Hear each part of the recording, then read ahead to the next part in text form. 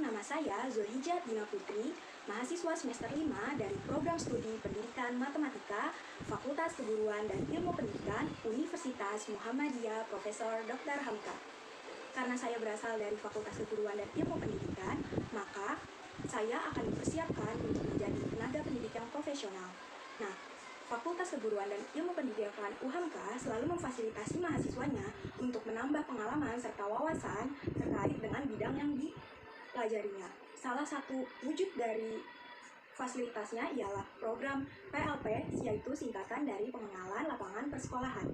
Program ini merupakan kegiatan pengenalan lingkungan yang akan dimasuki mahasiswa nantinya, di mana bertujuan untuk membentuk calon guru yang profesional serta memberikan peluang pengalaman bagi mahasiswa untuk mengimplementasikan teori serta praktik pada lingkungan yang sebenarnya. Semester ini, saya melaksanakan kegiatan PLP yang pertama, di mana saya dan rekan-rekan saya akan diperkenalkan dengan kebudayaan dan kebiasaan yang ada di lingkungan sekolah. Hal ini bertujuan untuk membangun landasan jati diri bagi seorang pendidik. Nah, untuk mengetahui bagaimana pengalaman saya dan rekan-rekan saya menjalani PLP 1 ini, mari ikuti video berikut ini. Nah, untuk mengikuti pengalaman saya bersama rekan-rekan saya selama melakukan kegiatan PLP ini, saya akan menjelaskan bagaimana alur yang saya alami selama memulai kegiatan PLP ini. Pertama-tama, saya dan rekan-rekan saya mengikuti kegiatan sosialisasi yang dilakukan oleh Fakultas Keguruan dan Ilmu Pendidikan UHAMKA. Lalu, pada tanggal 23 September, saya dan rekan-rekan saya memberikan surat izin dari universitas ke pihak sekolah terkait dengan izin PLP 1 ini. Dan kami disambut oleh wakil kurikulumnya. Dan pada tanggal 29 September, kami disambut secara resmi oleh pihak sekolah, di mana saya dan teman-teman saya dipertemukan juga dengan guru-guru dari mata pelajaran matematika. Di sini, kami berdiskusi terkait bagaimana kegiatan PLP akan berlangsung. Lalu pada tanggal 30 September, kami melakukan wawancara dengan para guru matematika, yaitu Bapak Kris Kuntaji dan Bapak Slamet Marianto. Pada tanggal 1 Oktober, kami melakukan wawancara dengan wakil kesiswaannya, yaitu Bapak Slamet Marianto. Dan pada tanggal 2 Oktober, kami melakukan wawancara dengan siswa-siswanya terkait kegiatan selama pembelajaran dan juga ekstrakurikulernya. Lalu, pada tanggal 4 Oktober, kami melakukan wawancara secara daring dengan wakil kurikulum terkait kegiatan kurikuler yang ada di sekolah tersebut. Pada kegiatan PLP 1 kali ini, saya bersama rekan-rekan saya melakukannya di SMA 38 Jakarta, yang terletak di Jalan Raya Lenteng Agung, nomor 38, RT 1, RW 8, Lenteng Agung, Kecamatan Jagakarsa, Kota Jakarta Selatan. SMA ini berdiri pada tanggal 2 Januari 1975. Saat ini dipimpin oleh Ibu Haji Wilin Murtanti MPD dengan wakil kurikulumnya yaitu Ibu Pipi Priyatna MPD dan kesiswaannya adalah Bapak Slamet Marianto. Sekolah ini memiliki luas yaitu 4.811 meter persegi dan fasilitas yang sangat mumpuni seperti ada lapangan, lahan parkir baik untuk motor dan mobil, lalu juga ada lab bahasa, lab IPS, lab fisika, kimia, biologi, serta juga ada lab seni, ruang kir, dan lab atau ruang audiovisual. Serta ada juga lab komputer. Nah, untuk fasilitas beribadahnya ada masjid, lalu ada juga kantin, pos satpam, ruang guru, ruang kepala sekolah, ruang wakil kepala sekolah, ruang TU, ruang bimbingan konseling, dan ruang OSIS, UKS, dan juga ruang kelas yang mumpuni, serta toilet. Dan sekolah ini mengusung sekolah hijau atau green school. Saat ini tercatat ada 780 siswa yang bersekolah di SMA 38 Jakarta, di mana 52 siswa berada di kelas 10, lalu 276 siswa berada di kelas 11, dan 252 siswa berada di kelas 12. SMA 38 Jakarta memakai kurikulum 2013 sesuai dengan arahan Kemendikbud dengan menyediakan 2 jurusan, yaitu IPA dan IPS.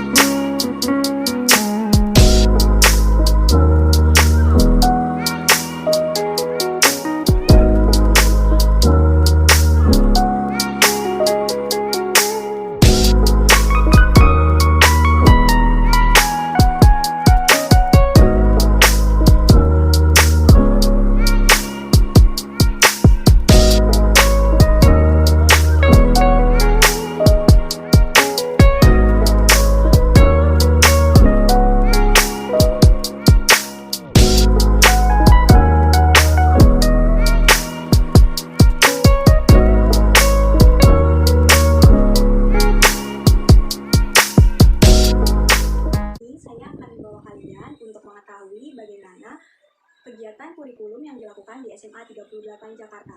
Berikut ini adalah cuplikan dari wawancara yang kami lakukan dengan Ibu Pipi Priyatna, MPD, selaku Wakil Kurikulum di SMA 38 Jakarta.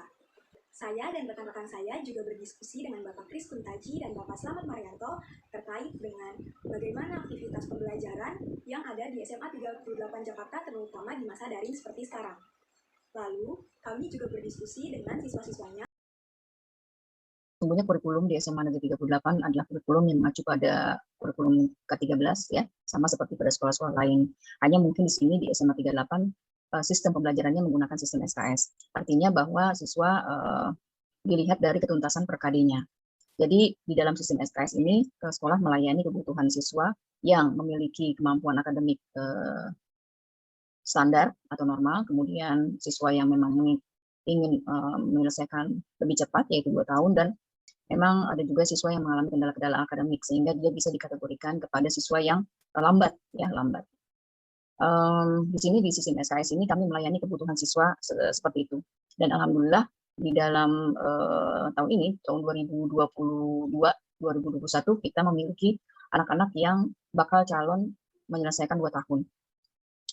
Kemudian kita juga punya anak-anak yang memang memiliki kendala-kendala akademik, seperti misalnya ada beberapa siswa yang belum memiliki ketuntasan dalam mata pelajarannya.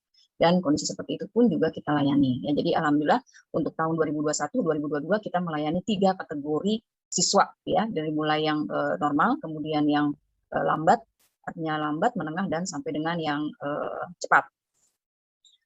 Proses pelayanan pada anak tersebut sama, kita memberikan pelayanan yang sama dengan memberikan asesmen, kemudian remedial, pengayaan.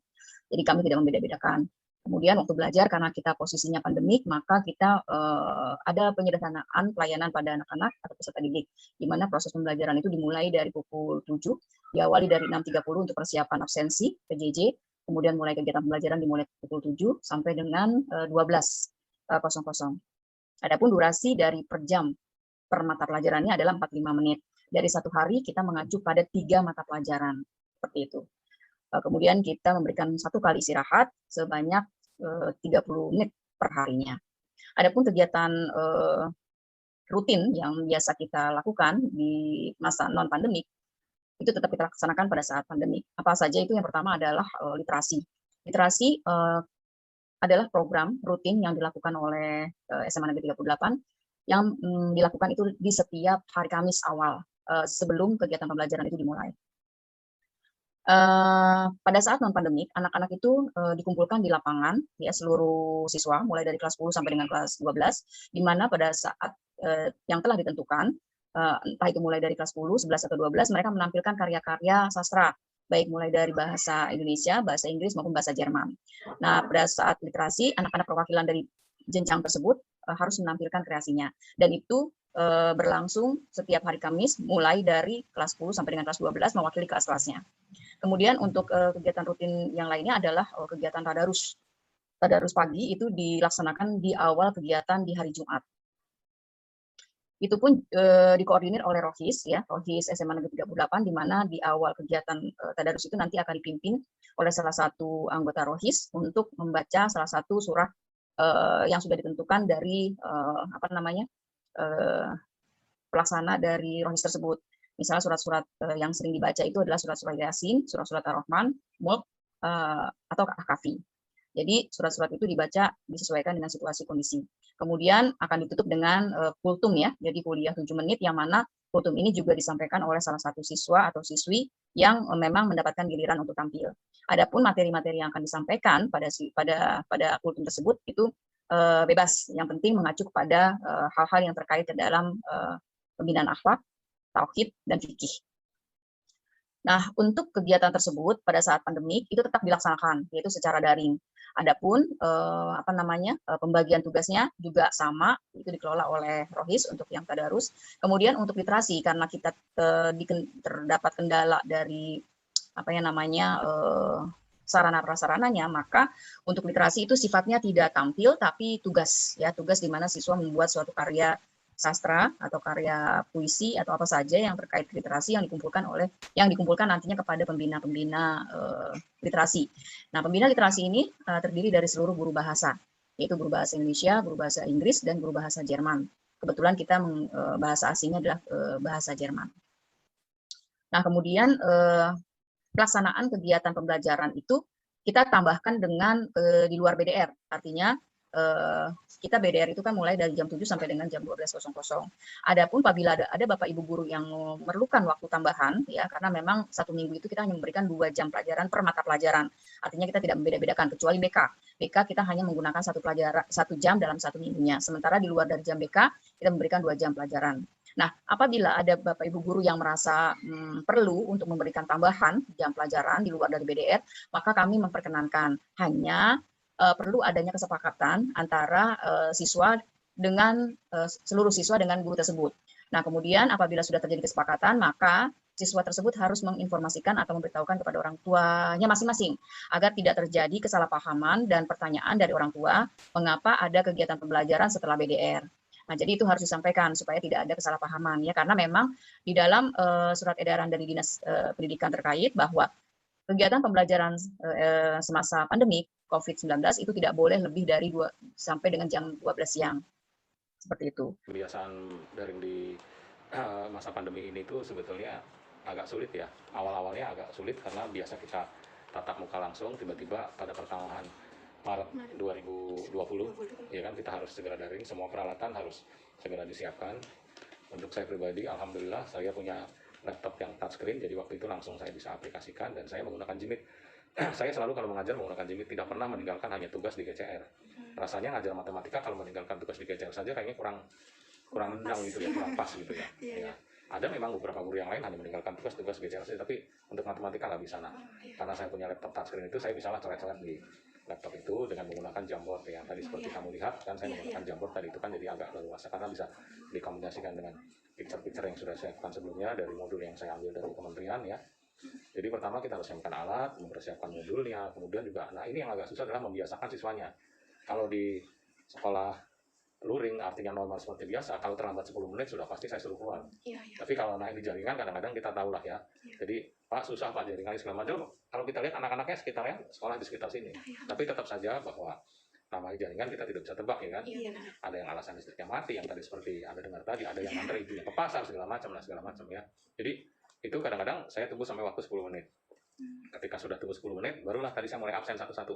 Saya pun tidak pernah absen hanya dengan menggunakan GCR, karena sekali lagi saya tidak percaya. Karena siapa saja bisa masuk ke situ kan, asal tahu kode GCR kan. Maka tadi Anda lihat, Anda dengar, saya ngabsenkan satu persatu kan. Kalau dipanggil 3 kali atau lebih tidak ada respon, maka saya anggap dia tidak hadir. Kalau sebelumnya sudah memberitahu akan tidak hadir, pasti saya sudah tahu dia sakit atau ada izin atau vaksinasi segala macam, is okay, no problem. Persis tahun yang lalu, persis pada bulan Maret yang lalu ketika setahun kita belajar pandemi, saya itu juga membuat tulisan tentang ini gitu. Dari semacam ini jadi agak sulit. Jadi intinya persiapan alat, persiapan modul, dan persiapan mengajar kita harus lebih.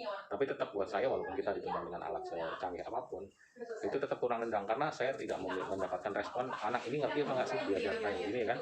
Karena walaupun kita bisa melihat ini anak, tapi kan cuma satu, katakanlah laptop yang ukuran 14 in dibagi 36 frame dia kan kecil-kecil, saya nggak bisa menangkap respon anak ini, ya aktivitas ngerti apa. Mengenal karakteristik karakteristik siswa waktu awal mengajar tuh bagaimana sih Pak? Potensi dan anak itu unik, unik. Jadi kalau di psikologi kan memang ada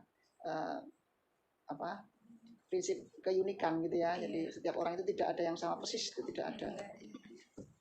Tapi selama pandemi ini kan daring ya Pak, karakteristik itu bisa muncul masih sama nggak cara memandangnya? Nah ini memang kalau secara daring dengan secara luring, ini mengetahui karakteristik dari siswa itu akan lebih mudah kalau secara luring ya. Secara daring ini memang ya banyak dialami ya, agak ya mendeteksi anak-anak tidak setepat ya seperti halnya ketika luring ya, karena ya mohon maaf aja ini tidak semua anak itu jujur gitu ya, jujur.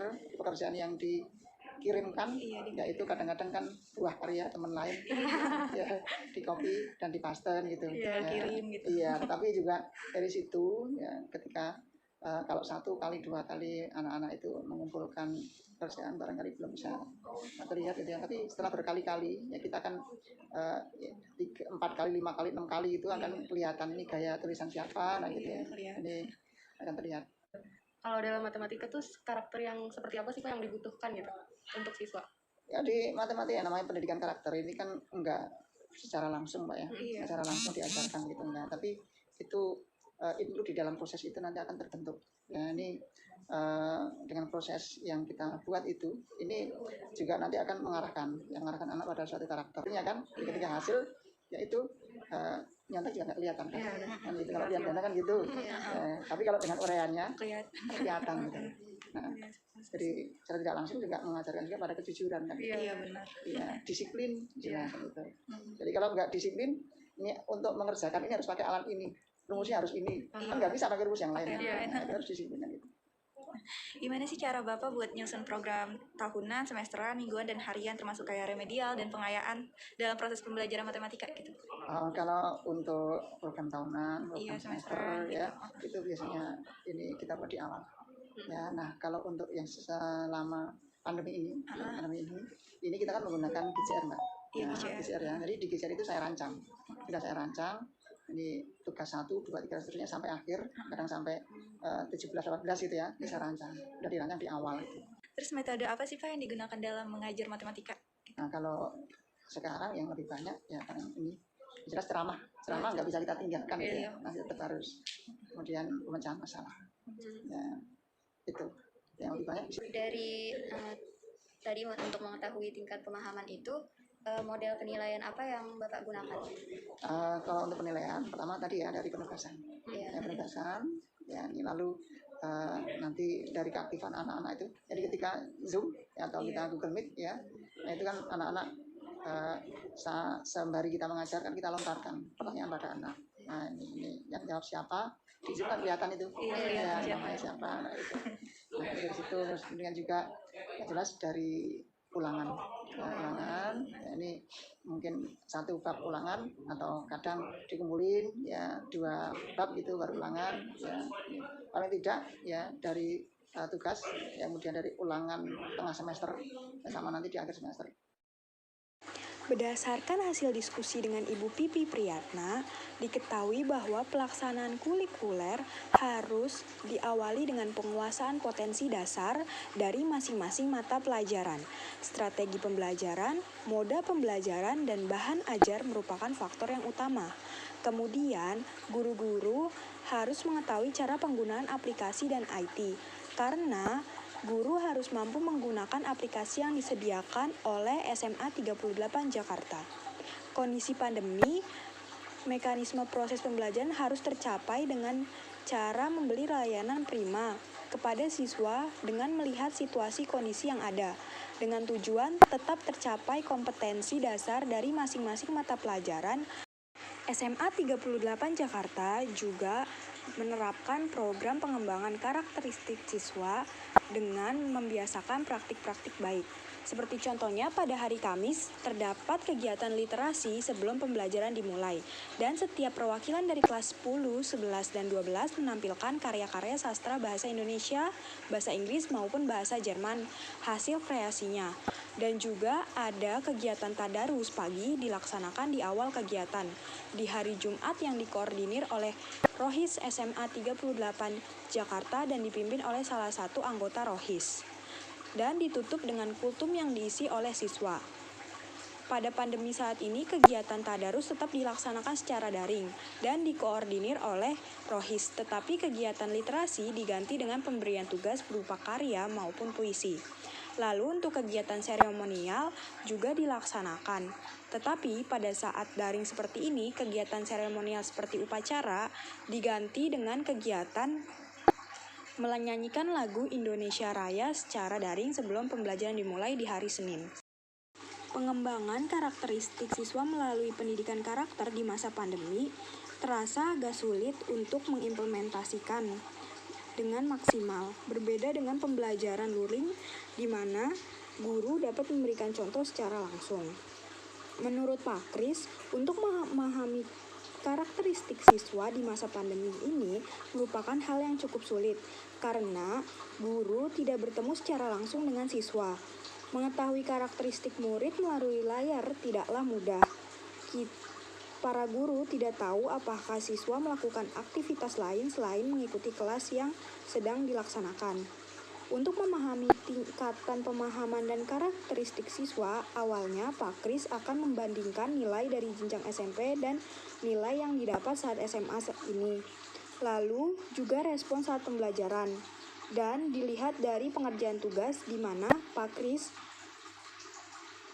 memberikan tugas yang harus selesai di hari yang sama dan dengan batasan waktu tertentu. Dari situ terlihat bagaimana siswa yang mengikuti aturan atau malah abai terhadap hal tersebut.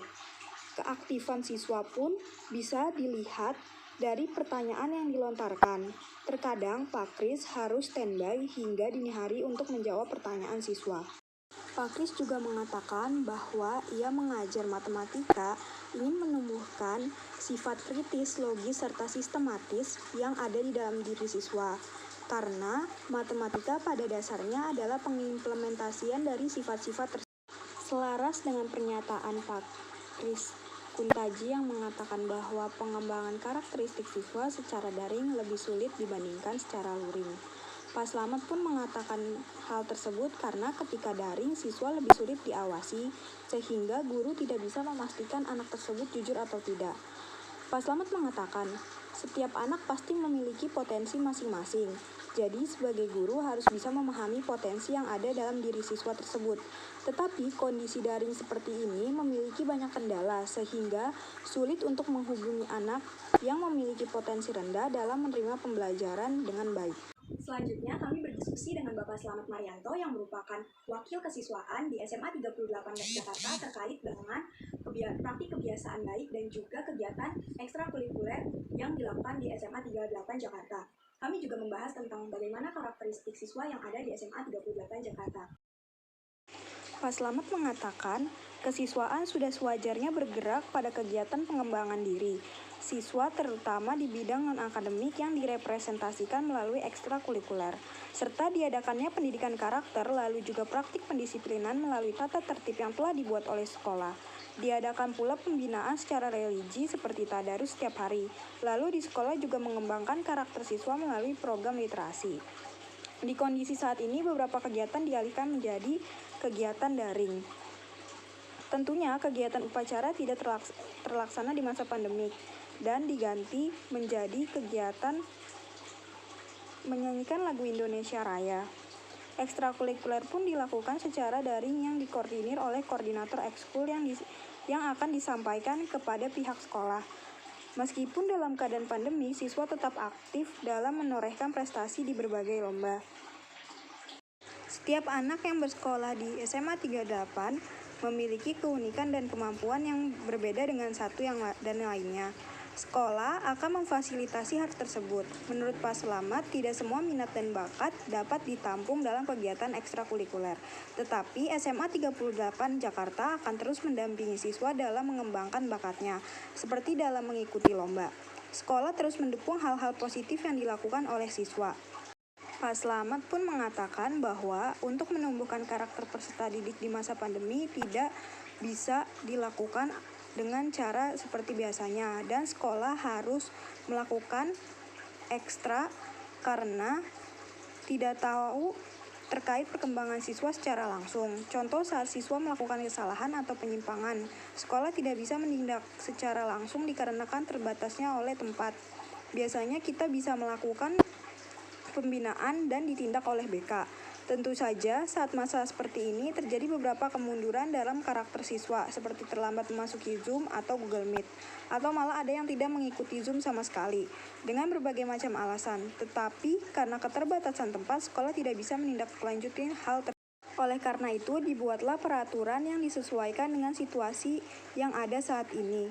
Pak Slamet mengatakan membuat peraturan yang relevan sesuai dengan situasi, tidak menggunakan peraturan yang dibuat di masa luring. Sekolah masih berpatokan dengan peraturan utamanya, tetapi di masa pandemi ini dibuat sesederhana mungkin agar siswa dapat melakukannya selama. Pada saat berdiskusi dengan Ibu Pipi Priyatna, kami mendapatkan pesan bahwa dimanapun dan kapanpun kami ditempatkan sebagai tenaga pendidik nantinya, itu merupakan jalan dari Allah Subhanahu wa Ta'ala dan harus kami jalani dengan berkomitmen, serta selalu ingat untuk menghormati yang lebih tua. Nah, itu tadi pengalaman saya bersama rekan-rekan saya menjalani kegiatan praktek pengenalan lapangan persekolahan di SMA 38 Jakarta. Jika ada kekurangan, saya memohon maaf dan juga saya berterima kasih kepada pihak-pihak yang telah berkontribusi dalam kegiatan kali ini. Akhirul kalam, wassalamualaikum warahmatullahi wabarakatuh. Sampai jumpa di video berikutnya.